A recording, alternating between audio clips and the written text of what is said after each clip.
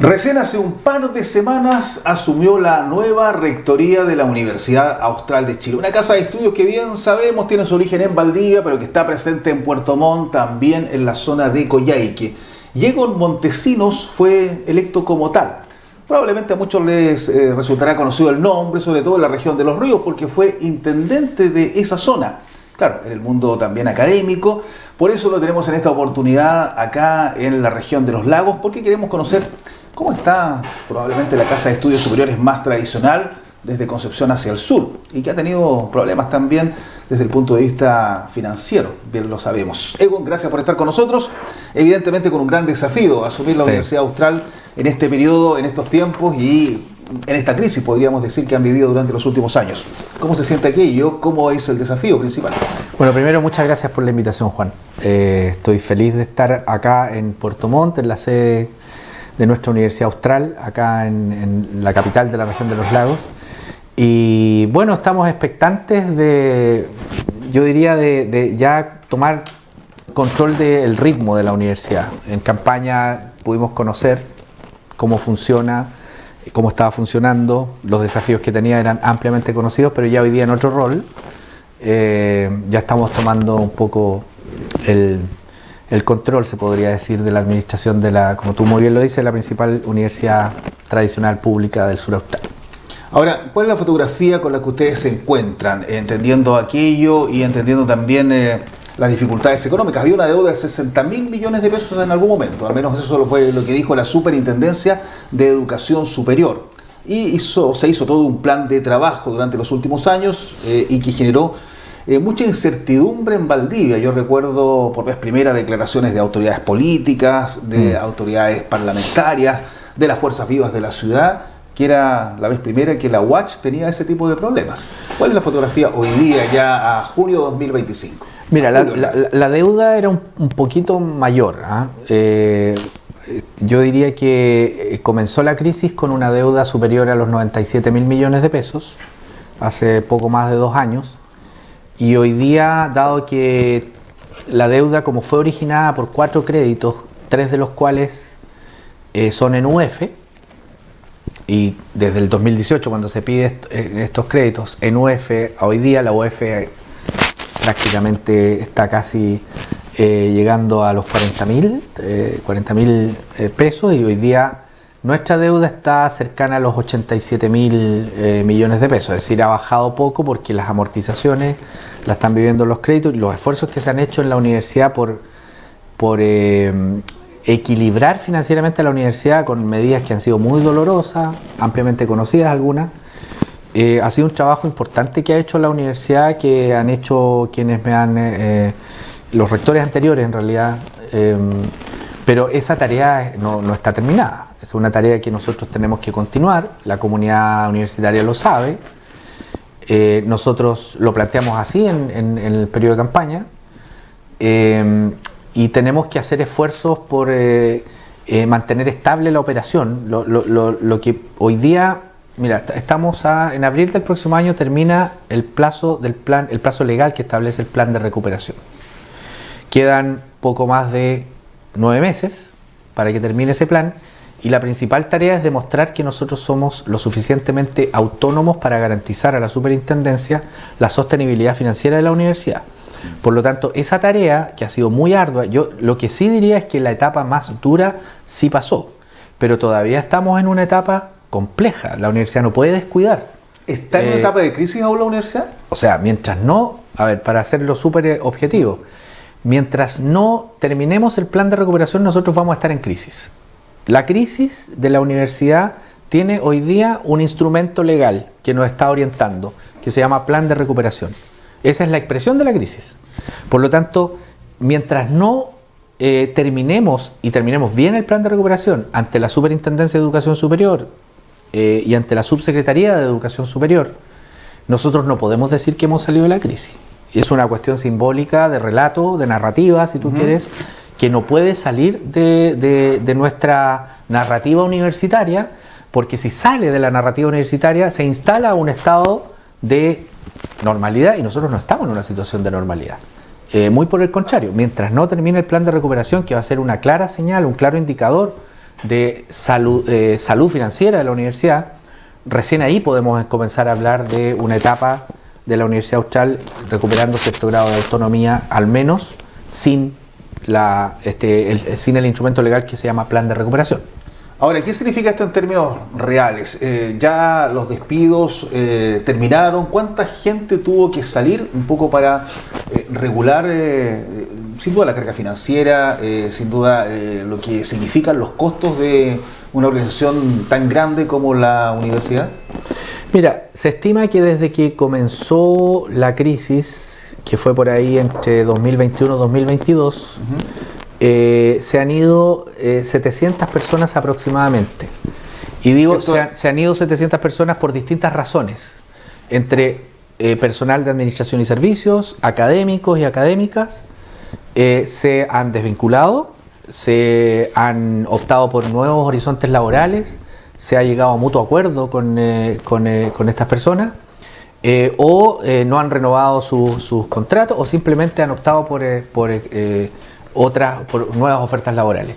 Por distintas razones nosotros hemos perdido se estima, yo diría, un poquito más de 700 personas, que te estoy hablando del 2021-2022. Correcto. La crisis más aguda y públicamente conocida se desata entre 2023, 2024, 2023, yo diría finales de 2022, 2023.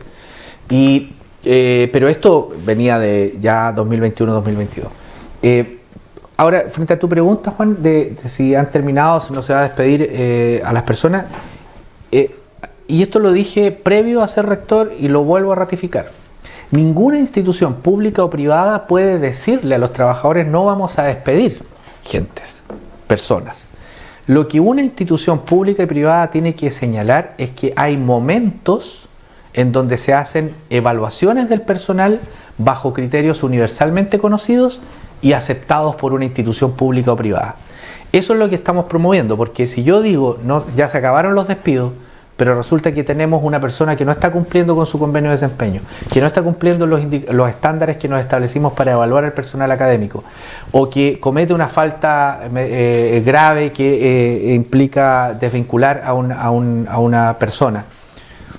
Las instituciones públicas o privadas se dan momentos para evaluar, se dan criterios para evaluar, y nosotros eso no lo vamos a abandonar. Por lo tanto, lo que estamos instalando hoy día son estándares de evaluación para el personal de administración y servicios, para el personal académico, que permitan que la toma de decisiones respecto a seguir una vinculación laboral o no seguir una vinculación laboral esté tomada bajo estándares objetivos y universalmente conocidos. Eso es lo que estamos propendiendo. Las evaluaciones llegaron para quedarse en la Universidad Austral. Los criterios de evaluación llegaron para quedarse en el mundo académico. Y antes, perdón, ¿no había evaluaciones o eran evaluaciones sui generis? A ver, yo diría que un mix de lo que tú acabas de decir existía en la universidad. Las evaluaciones no eran periódicas, no eran sostenibles, no eran regulares, y muchas de ellas no estaban vinculadas a continuar o no con un vínculo laboral. Y yo diría que esta crisis lo que ayudó a la universidad es a modernizar la institución conocida por todos, Universidad Austral, que no tiene ninguna diferencia a lo que es una institución privada, que tiene estándares de evaluación, procesos de modernización, convenios de desempeño, incentivos, pero también tiene evaluaciones del personal. Entonces yo diría que esta fue una oportunidad para que la universidad modernice sus procesos de gestión. Y de paso, cuando hablamos de gestión institucional, está el vínculo de cómo tú modernizas los criterios de evaluación del personal que trabaja en tu institución. Entonces, frente a tu pregunta, si antes existía o era sui generis o no existía, yo creo que es un mix, pero para ser generoso con la institución, se ha modernizado y eso nos hace bien a todos. Estamos conversando con el rector de la Universidad Austral de Chile, Egon Montesinos, recientemente electo. Es más, nosotros ayer en mayo transmitimos incluso un debate que hubo con las otras dos candidaturas, entre ellas quien estaba ocupando este cargo hasta hace un par de semanas, precisamente en la Casa de Estudios Superiores, que tiene origen en Valdivia, tradicional, una de las universidades tradicionales de Chile. ¿Cómo se llega a una deuda de prácticamente 1.000 millones de pesos? 97 nos decía. El 97 comenzó, pero ya ha bajado un poco, estamos perfecto, en el 80. ¿Cómo se llega a esos niveles? Para que tengamos un contexto. más o menos es el presupuesto de todo el año del gobierno de la región de los lagos. Hoy día está un poquito más allá de los 120.000, pero por años fue de 100.000 millones de pesos el presupuesto de toda la región de los lagos. ¿Cómo se llega a una deuda así de una universidad? ¿Qué es lo que lograron ya, imagino, evaluar de todos estos años? Esto que voy a decir no lo digo yo, lo establecen los informes que cada 3 meses nos entrega la Superintendencia de Educación Superior, y yo coincido con la hipótesis que está detrás a lo menos del último informe que plantea la CES, que señala que nosotros todavía como institución no nos hemos hecho cargo de modificar el modelo de gobernanza que tiene la universidad que llevó a generar esta crisis. Así lo establece y lo ha establecido reiteradamente la Superintendencia de Educación Superior. En la práctica, ¿qué significa esto? Una institución compleja como esta, tan grande como esta, de hace tiempo, con casi 3.000 trabajadores, con más de 18.000 estudiantes, con presencia en 3 regiones del país, que ha formado una gran cantidad de profesionales, con muchos posgrados, etcétera. O sea, una universidad de 6 años de excelencia, con presencia en rankings internacionales permanentes. La pregunta es, y es muy sustantiva, ¿cómo se llega a esto? Cuando tú tienes un modelo de gobernanza que puede generar que en algún momento de la historia de esta universidad la decisión sin contrapeso, por ejemplo, de endeudamiento, esté únicamente sujeta a un cuerpo colegiado, sin chequeos internos y sin chequeos externos, puede generarse una crisis como esta. Y lo voy a explicar de la siguiente manera. Entre el año 2017 y 2018 se planteó la posibilidad de que para generar un nuevo impulso de desarrollo en la Universidad Austral de Chile, había que invertir en infraestructura. Y tú sabes que la vieja máxima del desarrollo y el crecimiento, la infraestructura genera crecimiento, el crecimiento genera desarrollo. Entonces había que, primero, renovar infraestructura. Había una necesidad latente, o sea, esto todavía está. Salas de clase. Edificios, salas de clase, expansión, etc. Invertir en infraestructura para crecer y desarrollar a la universidad en una nueva etapa. Esa visión yo la comparto como persona que ha estado a cargo de instituciones como la Intendencia. Uno siempre tiene que tener una visión de desarrollo a largo plazo. El tema es que cómo se llegó a eso en un crédito, el crédito que te señalo, 80.000 millones de pesos en 4 entidades financieras, 3 de las cuales se pidió el crédito en UF. Tú sabes cómo subió la UF entre el 2018 y ahora, nos pilló la pandemia, nos pilló la crisis, generó que finalmente no se pudo terminar el sueño de crecer a través de la infraestructura para desarrollar y para encontrar un nuevo estadio de desarrollo de la universidad, y finalmente muchos de esos recursos se terminó yendo a operación de la universidad. Es decir, hoy día si no se construyó, sino que se consumió es cosa que la gente vaya a la Isla Teja y cuando entra por la Alameda, se va a la Aula Magna, mira hacia el lado derecho y va a ver un edificio que está sin terminar. Ese edificio es el reflejo de la crisis que nosotros tuvimos. Pedimos 80.000 millones de pesos y solo se concretó el edificio de la Facultad de Filosofía y Humanidades. Ese edificio, que es el edificio de Docencias 2, que es conocido, no se pudo terminar, y muchos otros proyectos de infraestructura no se pudieron concluir, no se pudieron terminar. ¿Cómo se llega a eso? Con procesos de gestión poco modernos, con procesos de control poco modernos, con un modelo de gobernanza. Cuando yo hablo de modelo de gobernanza es quién toma las decisiones y cómo se llega a tomar esa decisión de endeudarse. La universidad tiene claramente establecido que la responsabilidad del patrimonio está en el directorio, pero la responsabilidad sobre el desarrollo académico está en el consejo académico. Es como que tú digas, la responsabilidad del patrimonio de un club deportivo está en el directorio y la responsabilidad del rendimiento está en el cuerpo técnico, ¿cierto? Entonces, si estos dos mundos no dialogan, si estos dos mundos no tienen contrapesos, no hacen que se encuentren los futuros que ven estos dos cuerpos colegiados, puedes llegar a cometer estos errores y puedes llegar a tener estos errores, que finalmente, visto en perspectiva histórica, es un error, pero en ese momento no era un error. Correcto. Pero, ¿dónde está el error? Cuando tú ves en perspectiva, ¿por qué no, por ejemplo, se estableció una mirada externa para el endeudamiento de la universidad que te hubiese dicho, no se endeude en UF? Por ejemplo, por eso nosotros planteamos en campaña, y yo sigo sosteniendo que en la reforma estatutaria que tenemos que impulsar debe haber un actor externo en el directorio. ¿Por qué en el directorio? Porque es el cuerpo colegiado que tiene que administrar el patrimonio, que tiene que aprobar o no endeudamiento y que finalmente es el que está a cargo de lo que te da vida a una institución, que es lo financiero. Nosotros estamos planteando que debe ingresar un actor externo para que pueda observar y pueda opinar en temas de endeudamiento. Ese actor externo nosotros creemos que debe ser el Estado. Nuestra universidad ejecuta un presupuesto superior a 120.000 millones de pesos aproximadamente al año, de los cuales la deuda es de 87.000, pero está a 40 años, o sea, no la tenemos que pagar en un año, si no, no tendríamos operación. Pero el 90% de esos 120.000 millones de pesos, puede variar dependiendo del año, es proveniente del Estado, de recursos públicos. Por tanto, es plata de todos los chilenos. Por tanto, creemos nosotros que debe haber representación del Estado en el directorio pronunciándose sobre estos temas para tener un chequeo y un contrapeso externo en el modelo de gobernanza. El modelo de gobernanza que tenía la Universidad Austral era un modelo de gobernanza muy endogámico, que no tenía mirada externa. Se practicaba por mucho tiempo un secretismo que a mí no me gusta. El secretismo de los directorios nunca yo lo he compartido. Al menos de directorios que administran el 90% de su presupuesto con fondos públicos. No se justifica en un secretismo de esa naturaleza. Y en esto yo he sido firme, he tenido una sola posición en campaña y ahora, y compartimos con gente de la comunidad académica y con gente del directorio que tenemos que tener miradas externas para no volver a cometer este tipo de errores que, visto en perspectiva histórica, es un error. A mí, ¿qué más me gustaría?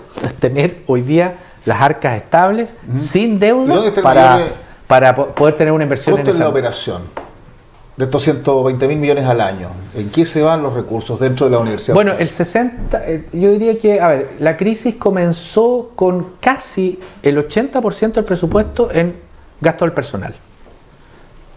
Por ahí, cuando comenzó la crisis... Mundo académico, trabajadores. Y beneficio al personal, que también ahí entran algunos beneficios a los estudiantes, etcétera. Bordeando el 80%. Estábamos muy por sobre el promedio de las instituciones de educación superior, que debe ser el 65%. Hoy día estamos en ese promedio. Perfecto. Es decir, hemos bajado mucho, por eso es que tenemos respiro para la operación. De lo contrario, no tendríamos respiro, por ejemplo, para tener inversión pequeña, pero inversión en la sede de Puerto Montt, inversión o mejoramiento en el campus Isla Teja. El próximo año vamos a comenzar a revitalizar este edificio de docencia que te decía que está sin terminar, lo vamos a terminar. Por eso, porque se ha reducido mucho el porcentaje de la operación en beneficio al personal, que se le denomina, o gasto del personal.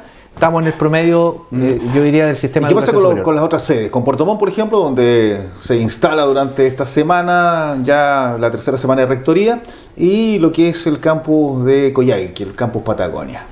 Mira, yo creo que en el caso de Puerto Montt es una sede equilibrada financieramente, es una sede que si uno la evalúa sin poner los gastos centrales de administración, que siempre a todas las macrounidades les perjudica cuando tú pones en la operación, cuando tú tienes utilidades, pero te ponen los gastos centrales de la administración, todos quedan en negativo. Puerto Montt, si tú sacas eso, es una sede que genera excedente, utilidad, es una sede ordenada, es una sede que tiene 17 carreras, 3.800 estudiantes, no tiene carreras con problemas graves, tiene algunas que están en situación de observar el rendimiento en matrícula, pero en general, si yo la pudiera evaluar, es una sede equilibrada, sana, con un proyecto académico importante, y es una sede que está contribuyendo al proyecto académico de la universidad.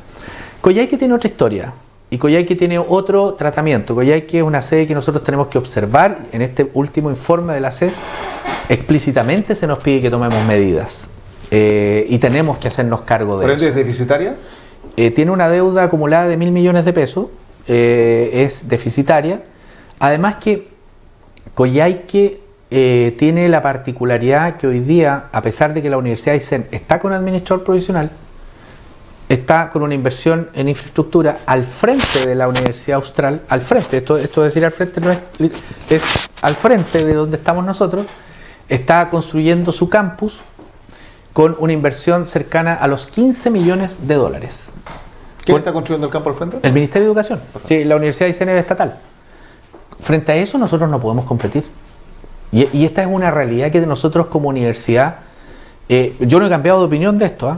Cuando comenzó la crisis y se tuvo que llevar al Consejo Académico la necesidad de suspender el ingreso de ciertas carreras en Coyhaique, creo que fue uno de los pocos que levantó la manito apoyando rectoría, porque yo estoy con una convicción de que nosotros, para ser responsables en lo que nos está diciendo la CES, tenemos que ser responsables como manejamos nuestra sede y nuestros campos. Y en esto tenemos que plantear una salida de fortalecimiento, por cierto, de reorientar el proyecto y de tomar medidas en el corto plazo con la sede. Y en eso estamos. Ahora, rector, dentro de estos días también se ha anunciado que el vicerrector de la sede de Puerto Montt será electo por sus pares o por la gente de la propia sede. Históricamente han sido nombrados por los rectores como un cargo de confianza. ¿Por qué ese cambio y por qué aquello, digamos? A ver, vicerrector o vicerrectora, no sabemos quién va a resultar electo. En términos genéricos. En términos genéricos. A ver, lo primero es que en la campaña rectoría, los trabajadores, los estudiantes, los académicos decían, siempre nos designan un vicerrector y nosotros queremos participar, vicerrector o vicerrector, queremos participar en esa decisión. Y yo comprometí, ok, vamos a hacer una elección, yo no voy a hacer modificación estatutaria para que ustedes puedan elegir a su vicerrector. El estatuto no se ha modificado y no se va a modificar. El rector sigue siendo el que va a designar a el representante acá en la sede. La única diferencia es que el método va a ser a través de una elección triestamental, donde va a votar académicos, estudiantes y funcionarios. Eso por vez primera. Por vez primera. Y por ende usted va a respetar lo que se decida por en esa supuesto, elección. sí, pero aquí hay un punto. Muchos han dicho, oye, si sale alguien que sea algo díscolo para la... Mire, a ver, nosotros no estamos en condiciones de salirnos del margen de 3 instrumentos. La confianza para mí de esa persona no está dada porque me haya apoyado o no. Está dada porque es electa, pero además por el cumplimiento y apego a 3 instrumentos. 1, el plan de recuperación. Es decir, la persona que resulta electa, el plan de recuperación tiene que ser su principal instrumento de aquí a abril del 2026. El plan estratégico institucional. La persona que resulta electa tiene que apegarse al plan estratégico de la universidad. Y tercero, los compromisos de acreditación, los compromisos de mejora que tenemos para la acreditación que tenemos que enfrentar el 2028. Si una persona que resulta electa se orienta por estos 3 planes, ¿por qué voy a desconfiar de esa persona? Estamos en el mismo buque, yo estoy en eso también. Mi plan de gobierno fue construido en base al plan de recuperación, plan de acreditación y plan de mejora. Por tanto, la persona que resulta electo va a contar con toda nuestra confianza si su orientación principal es en función de estos 3 instrumentos de planificación, de gestión, básicamente. Por lo tanto, creo que esto hay que disfrutarlo en términos de momento universitario y tiene que ser muy responsable la sede de que la votación, nosotros vamos a través de Secretaría General a dar garantía de que esto funcione muy bien. Durante esta semana va a estar el secretario general acá también dando luces y dando orientaciones, más que luces de cómo será este proceso. Y tiene que estudiantes, funcionarios y académicos cuidar esto porque vamos a dar una lección no tan solo para la universidad, sino para el país. ¿Y cuándo sería aquello? El 17 de julio es el primer hito que tienen que inscribirse los candidatos, las candidatas, y la votación es el 29 de agosto, para asumir el 4 de septiembre, de tal forma que cuando nosotros vengamos acá el 8 de septiembre o 9 de septiembre, el 9 de septiembre a celebrar el aniversario de la universidad, esté instalado el vicerrector o vicerrectora que resulte electo. Va a ser un lindo hito. Perfecto.